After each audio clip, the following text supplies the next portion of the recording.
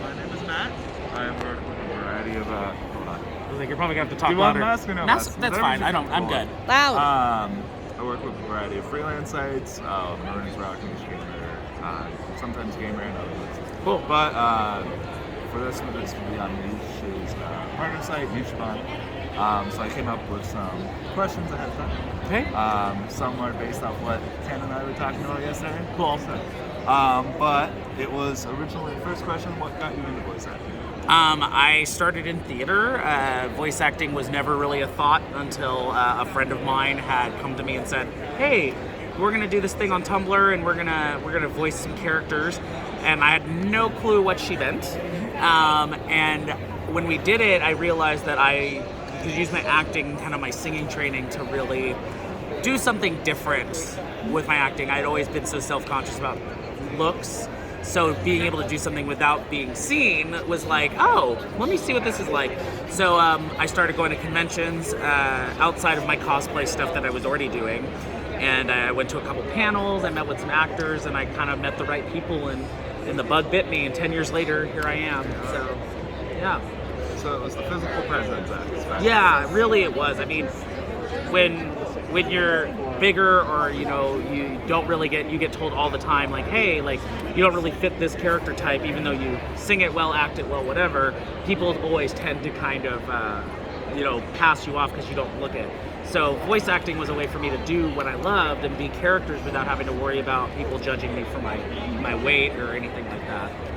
I had that in college theater. Oh yeah, so college theater's the worst about it. So. Oh, you're a tall guy. You're playing the basketball player. Or Yeah. something like that. You're It's like that's okay, You're like, okay, that's sure. I guess that's the role I want. Cool, thanks. Yeah. We had an interesting discussion in our room. Uh-huh. What? Raise my voice? Okay. I can't. My throat's sore from this. No, you're- I can't The remember offense. offended. So our one roommate thought it was Kiba. Okay. Because of Yu-Gi-Oh's Kiba. Yeah. And I was like, Kiba. And I was like, I'm pretty sure it's Kiba, but I was like, clarification. It is Kiba, because I always say Kiba's with an A, Kiba's with an I. So that's the whole thing. Yeah. What was your first role you auditioned for, and did you get it? My first role I auditioned for, God.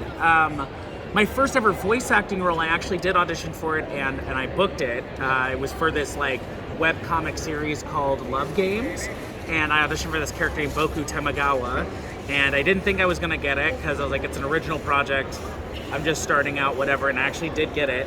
My first anime role, actually, I've auditioned for a lot of stuff and not have gotten it, but I've been called in for things. So my first anime role that was a named character was actually in Junji Ito Collection as Skano. So I got to play this creepy supernatural high school student who terrorized the town and made things happen. So that was my first anime role. Would be a fun character to play. Oh yeah, 100%. I was like, did you see anyone that needs to stop? No, It's you're all good. We're It's good. So Kip was talking about different photobombs. You can keep saying up, but my throat hurts at the moment from snoring. From snort, I get it. She'll toss and turn, and then it's like, okay, now I have to get comfortable, and then it's like, Don't snore. say these things. These are being posted. People are used to that in interviews. It's like you can cut it off. Yeah, they can be edited. I'm a good editor. Any horror stories or photobombs, or not photobombs, but booth bombs that really stand out? Oh man, I remember I had a convention where this guy, I don't remember who they were or whatever, but they had been gone like down the line, and they had this doll with them, and it was like a decrepit like marionette doll, and he was like petting it and whatever, and he kept walking down, and I was just like out of the corner of my eye, like, is he coming this way? And finally, he had stopped at our table, and he was like right at the edge here, and I had someone I was talking to, and I just keep looking, and he's just like set the doll on my table, and I was like, oh, this is some Annabelle like crap. I'm ready to get out of here. And he was like, well, I don't remember the doll's name. I'll make it up. It was like Patricia would like an autograph. I'm like, well, who's Patricia? And he was like, it's my friend here. I was like, all right. So I signed an autograph for this doll. And then he left, and I never saw him again.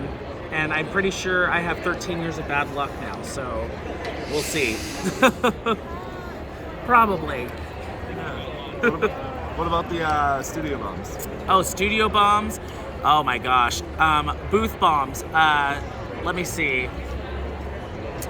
I haven't had one that I've left or someone has left for me.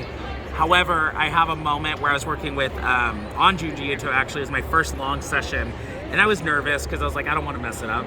And the director Terry Doty, I just remember like right before I would say a line, she would say something just ridiculous. So I just remember one time I'm like trying to get this laughter going, and for some reason I'm having trouble.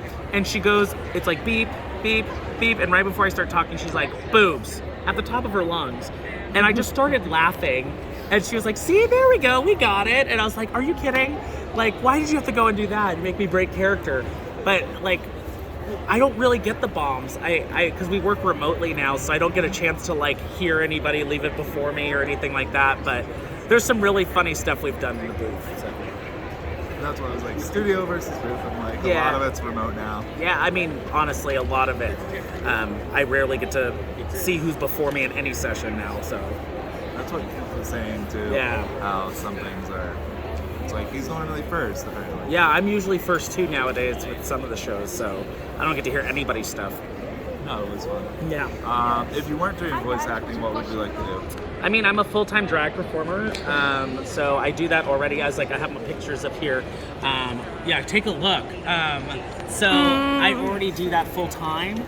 Although, like, honestly, I started in music, so my biggest thing is I would love to be a musician, like, full-time again. I used to do it before I even started voiceover professionally. But unfortunately, you know, Texas is a place where like you do one thing and that's like what you're stuck with right now. But if I wasn't doing voiceover, I'd probably do drag or music full time. This would both be fun. Very much so. For voice acting, what's one role you wish you could have been cast in?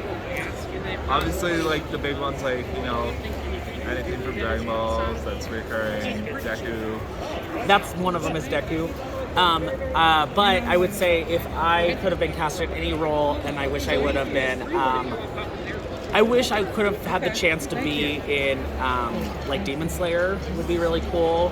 Which character though? I think I would be a really good, like Zenitsu. I play a lot of higher voice characters anyway, and I think that would be really fun. But I mean, Alex Lee does an amazing job. I think one that like still hasn't been dubbed, I would like to be. Why can't I think of his name? Later on? Mafuyu and Given.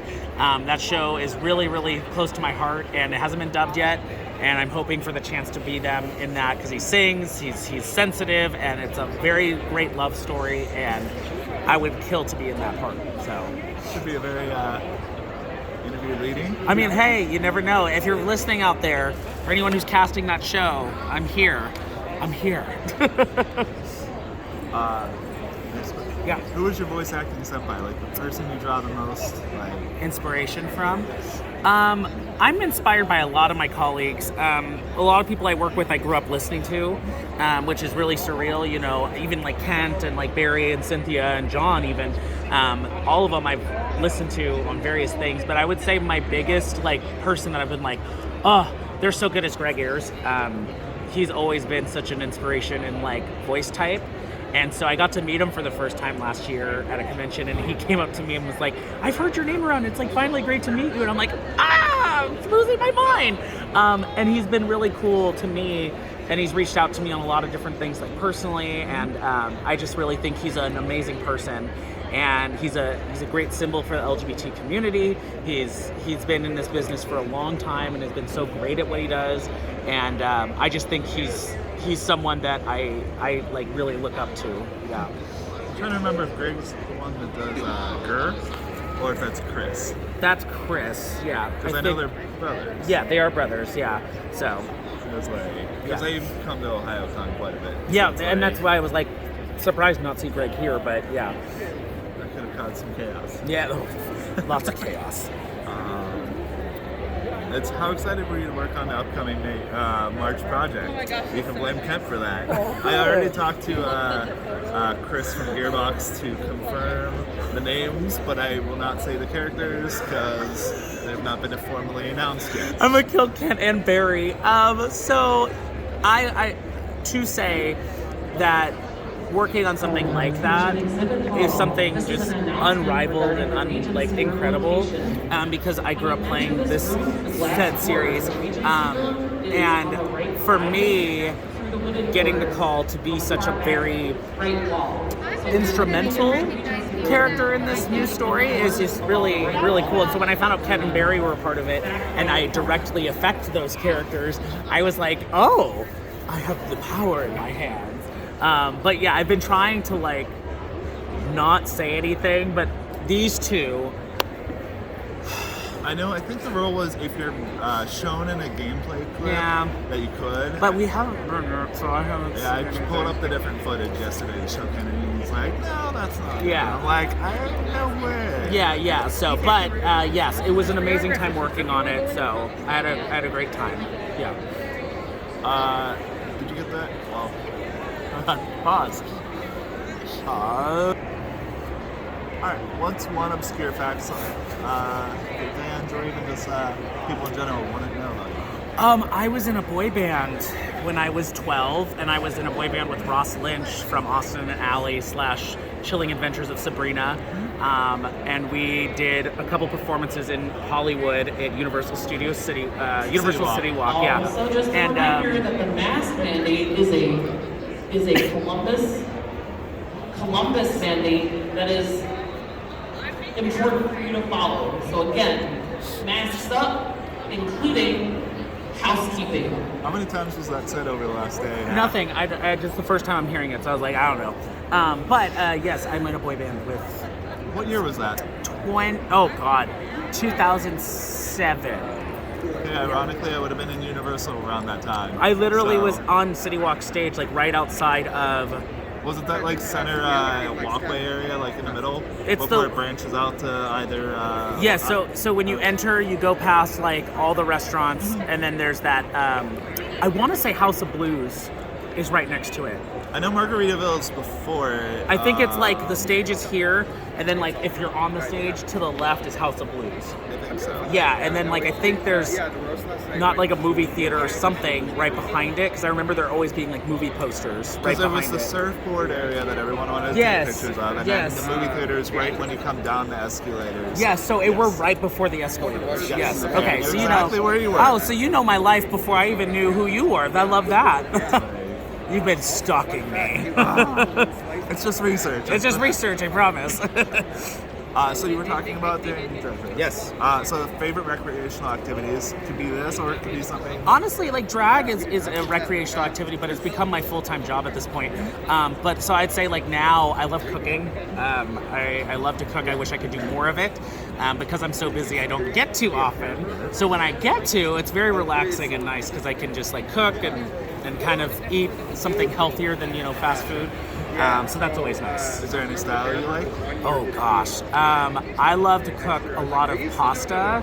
So I love any type of I like to mix and match ingredients. I'm Breath of the Wild. Just toss things in, and if it works, it works.